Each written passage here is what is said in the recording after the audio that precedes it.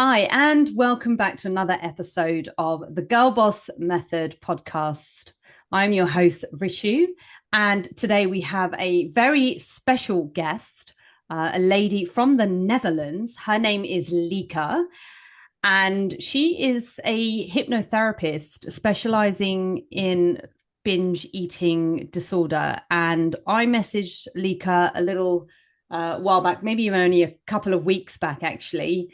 And I just thought it was really interesting. And I thought it would be really good to have Lieke on board today for some of my listeners as well, just to kind of dive in a little deeper in terms of if this is something that you are experiencing that it might be that there might be some deeper therapeutic work that needs to happen with yourself. So everything is not always related straight to the nutrition, from what I understand.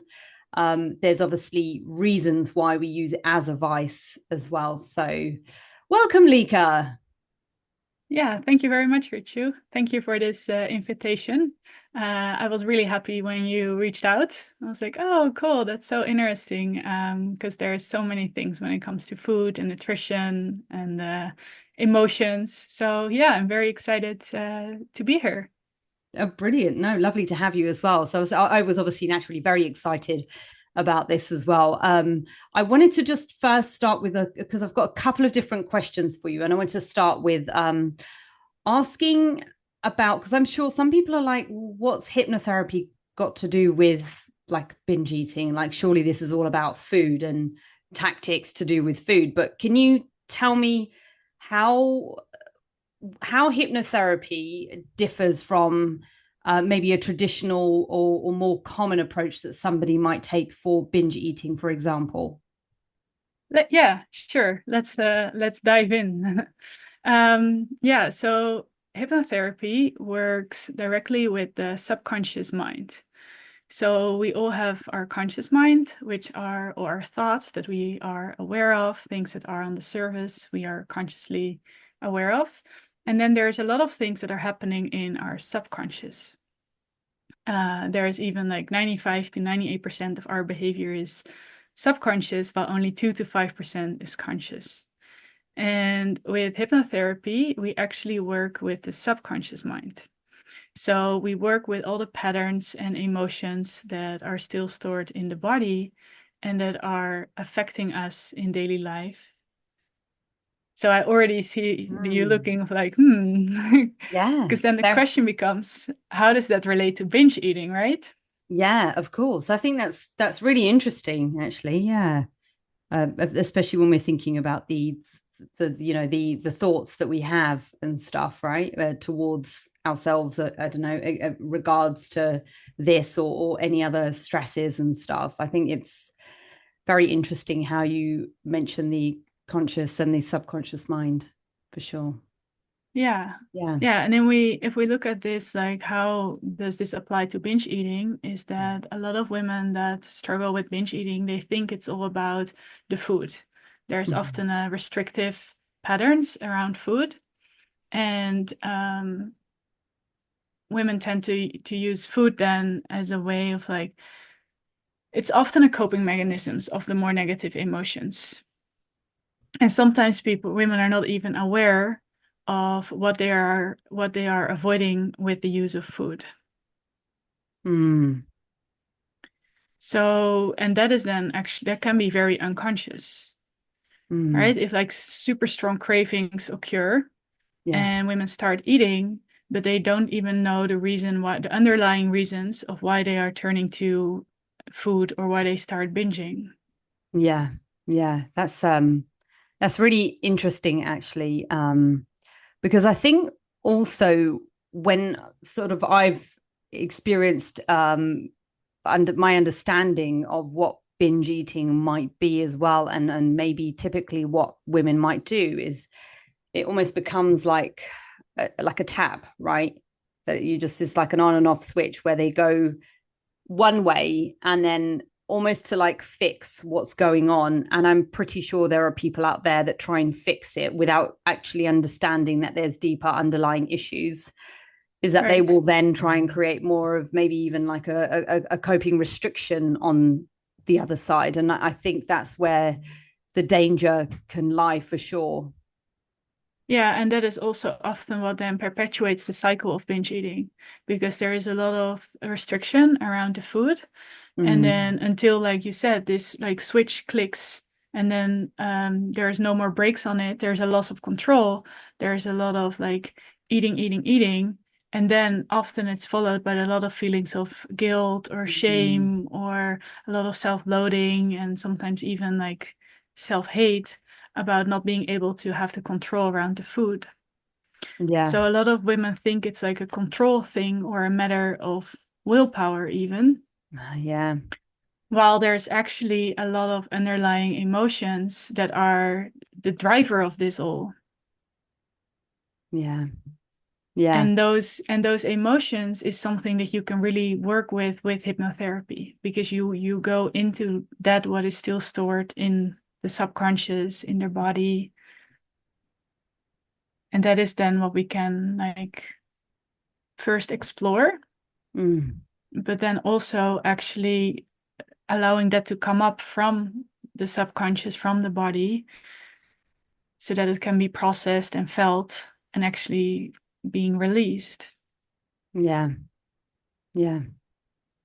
I think that's really nice. And I know I'm sure that people listening will really kind of, it will get them thinking actually, again, as you say, that it's, you know, it's not that whole thing of trying to manage it in some other way, just by, you know, with the food, for example, that it's definitely further than that. And I think, so for me personally, I have actually experienced hypnotherapy. I've had maybe a session, maybe I want to say about 7 or 8 years ago.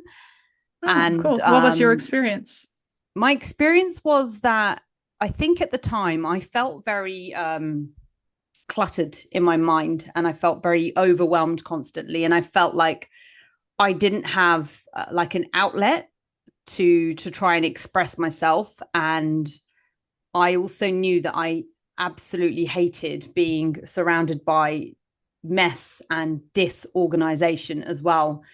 And so with that, I had spoken to a friend who had actually been seeing a hypnotherapist for their own personal issues. Like they knew that they had trauma that they needed to uncover and kind of work through as well. And so, yeah, I went and did this hypnotherapy session. I learned about anchors as well, and about taking yourself to places that helped create calmness, and some other like techniques where like you're counting backwards as well. And then also some approaches as well to kind of think about like almost like the mindset shift around things as well, that everything, you know, when you're trying to take action in life, it's not always just about uh go, and yeah, just trying to slow down as well. And so I say that the hypnotherapist coach that I met with, or I had a session with, actually realized at that point that maybe it wasn't something that I needed, and I needed something else. So he actually went completely, because he was quite a diverse coach. So we kind of worked a little bit more on mindset and stuff, and limiting self-limiting beliefs and things like that, just to kind of, you know, also with taking action as well, and the fear around, because quite often I find a lot of us have this thing that we would call like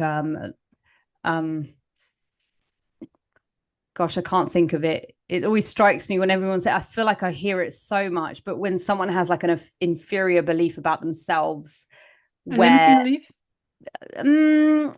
more so they don't believe that they can do the thing that they want to do. So somebody out there is listening and is going to come up with it.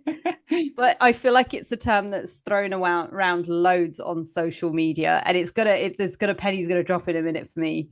But it's just that whole thing of, you don't take action and you don't do the thing because you have your own insecurity about it's imposter syndrome. There you go. So I Yeah. feel like with that, I feel like there's a lot of people that experience that. And yeah, he kind of got me out of that. And we used some really nice, Mm. you know, affirmations in some ways to kind of like think about how to take action. And I thought they were really good. And one of the Yeah. ones that I remember him sharing with me that has stuck with me for years is ready, aim, fire, right? You've heard of that one. Mm. And so we spend so long trying to get ready to do something, to take action, and then Yeah. we take like an absolute age to try and fire in the right direction, just make sure that we're heading, that we never actually fire, right? So we're getting ready, we're trying to be the best we can, whether that's like in our education, etc., or wearing the right clothes, or the scenario being the best time to like make change. And then you've got this sort of aim, like, you know, am I hitting it in the right direction? And then the fire, quite often we stop ourselves pushing forward and go.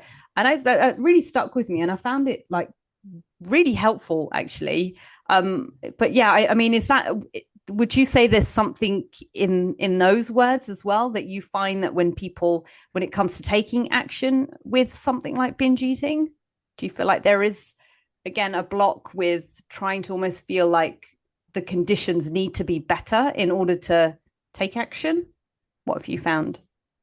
Yeah, that's so interesting.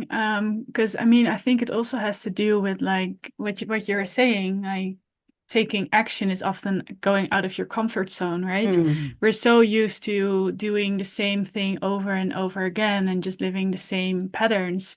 Then when you suddenly want to do something different, that feels uncomfortable. And when we look at that, at this from when we apply it to binge eating, then even when women are so used to this cycle of binge eating that every time that I feel uncomfortable, or every time that I see something, or that something triggers the craving to binging, then they're so used to like going through that pattern that not doing that is then basically the action or the change that is then hard to make. Because when you're then like, let's say I feel something, let's say an emotion is a trigger. So maybe there is like anxiety, or something happened at work, or another stressful situation happens and somebody experiences anxiety. And as a response to that, they turn to food as a way of coping with that anxiety. In this way, the food actually has a function.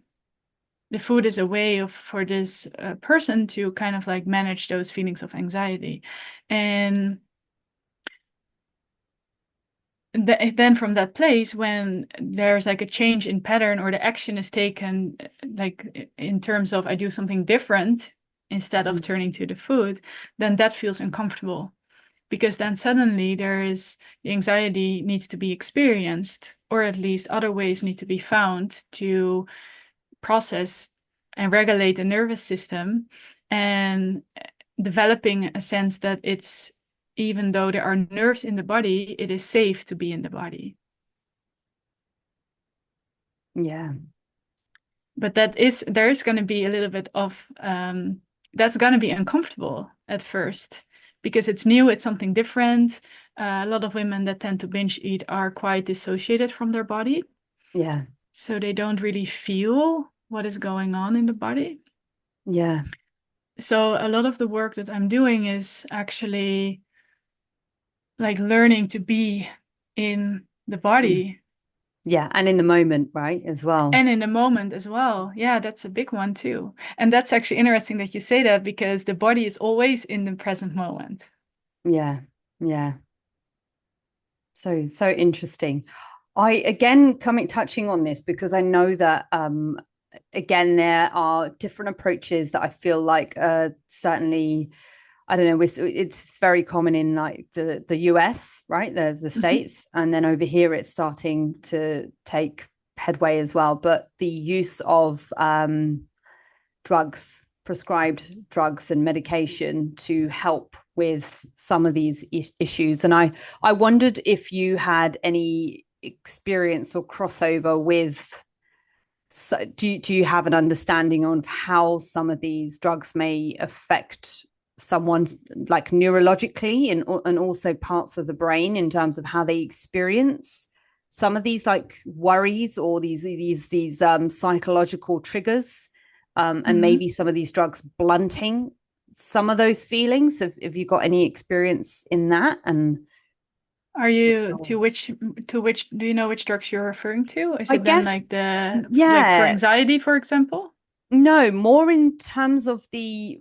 So again, this is taking back to, I've been talking about this a lot this week myself, so it's on my mind. And in the British media as well, there's been a release or a message out there to say that the government are now going to start funding weight loss prescription Mm, drugs.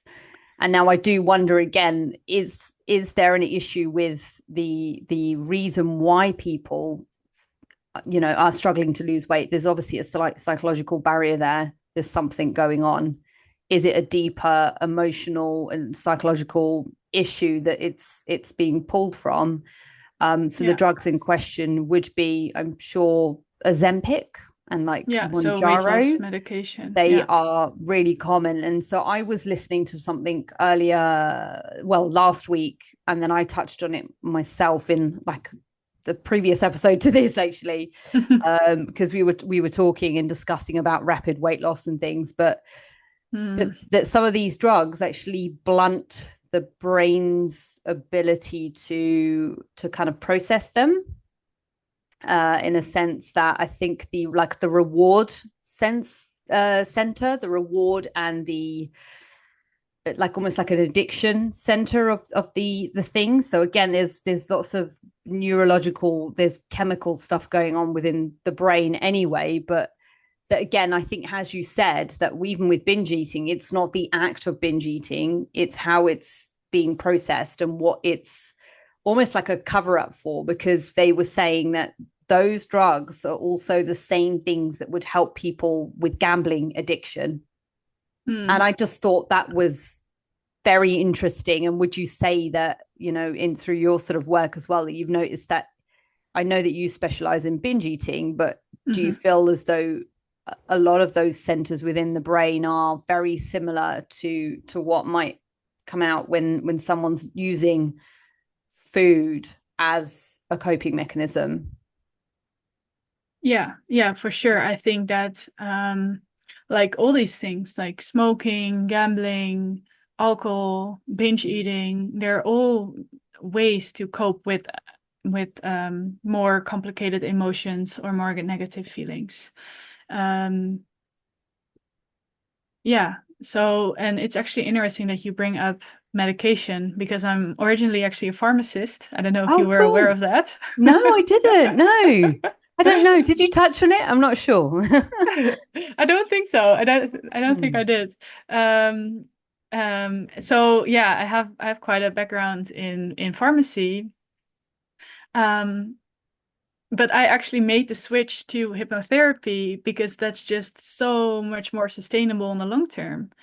Because yes, you can take medication, and yes, it will make some changes in your brain, in your body that maybe will lower the craving or even lower the appetite for food. And yes, that might lead to weight loss, but there is still unresolved trauma or unresolved emotions. Because yeah, we can even put trauma in a whole different light.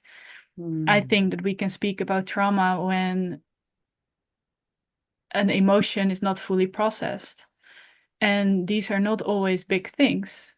Like even a lot of small little moments, or even when certain needs aren't met when someone is young, can already Hmm. cause unresolved emotions, aka trauma, in the body. And as long as there is not dealt with the things that are still stored in the body, yes, you can take medication, but it's not going to work long term. Hmm. I think that there is a risk that somebody might go to something even something else, or maybe it will manifest like in the physical body as a disease or something. Yeah. And on the other hand, all these meds also have side effects, Yes. Yeah. and those also have a huge impact on long-term health. Yeah. So I really think that medication is like people think it's a quick fix. They don't have to do the emotional work.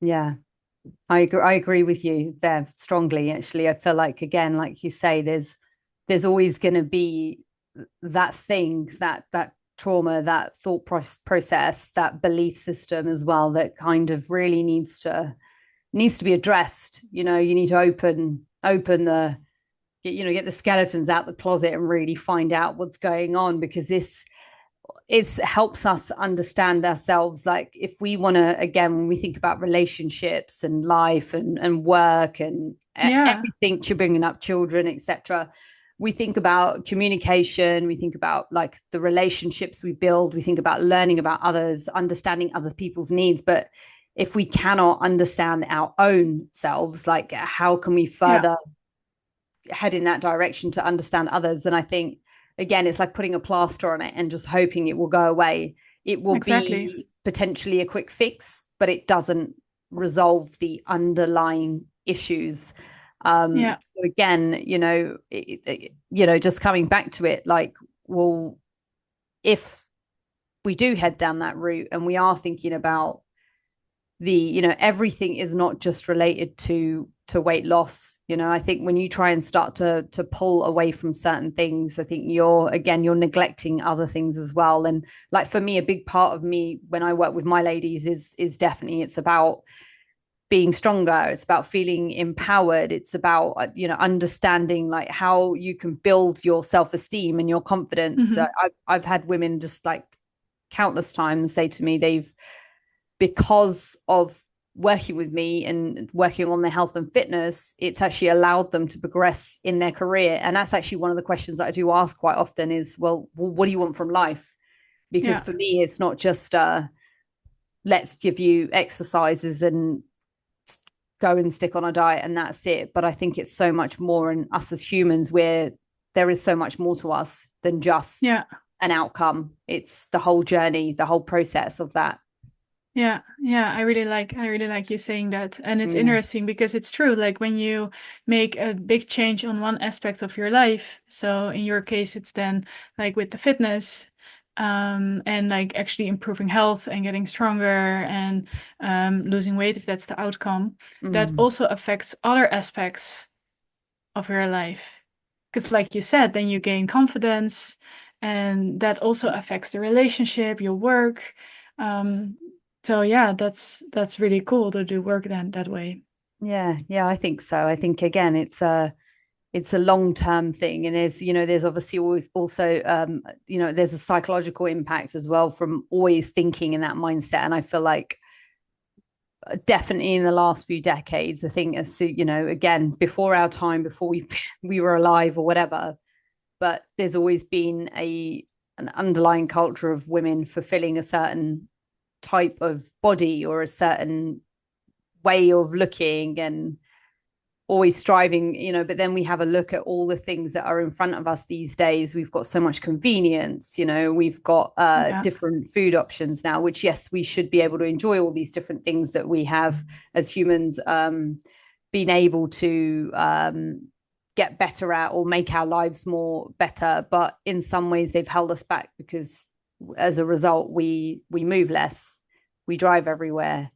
It's and again, especially these days, it's phones and screens, and it's just, sitting a lot again, too. that in itself is, again, an addiction. Like, scrolling on apps all Yeah, day long is yeah, like gambling, it's like binge yeah. eating, it's like, It's again a distraction from what is actually going on in the body in the present moment. yeah, of Yeah, course. So yeah, interesting. So obviously, like, just sort of time wise as well, I wanted yeah. to Wow, know, time's yeah, going quick. if there was, it has, isn't it? I think we'll be definitely doing a part two at some stage. But do you feel like there's anything that you can kind of provide people that are listening as well? Like, can Hmm. you can you provide any advice if there's somebody that's like heavily experiencing some of these issues? Yeah, yeah, for sure. I think Yeah, really a first step is be curious of why the binge eating is showing up in your life. Mm, And then, so it's like really train the self-compassion and the understanding of like, okay, the binge eating, I'm using it to deal with something else. I'm using it as a coping mechanism and try to understand what is causing you to binge. So it's really about creating that awareness around, oh, I'm having these food cravings. What is it that I am avoiding, or what is it that is causing me to crave? And then can I look at that from a place of compassion towards myself, of like, okay, this is helping me because I'm actually feeling very like sad or anxious or maybe lonely or maybe something else is going on. So really shifting the focus from the negative emotion about binge eating towards a compassion of like, okay, what is this telling me and how can I work on that? yeah. I think that's like that whole shift in mindset is going to be very important when it comes to healing from binge eating. Yeah. Yeah, definitely. I think so as well. And I think maybe in our conversation we had a I think I was maybe telling you about a book that I had been reading. Actually, I'm not very good at finishing books, but I'll start them and they may take me about a year to get through.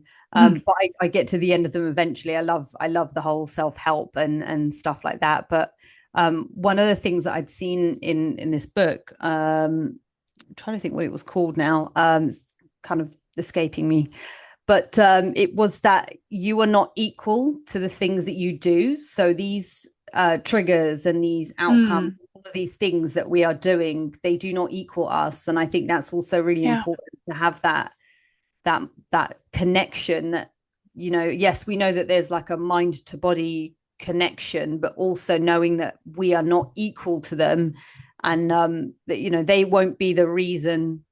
We're not doing these things inherently because we equal them. We're doing them because they mean something else, right? And I don't yeah, know, almost creating completely. that disruption within that line to say, I know that that's going on and I'm going to tackle that, but I'm not equal to it. And I think maybe even that shift in itself can help.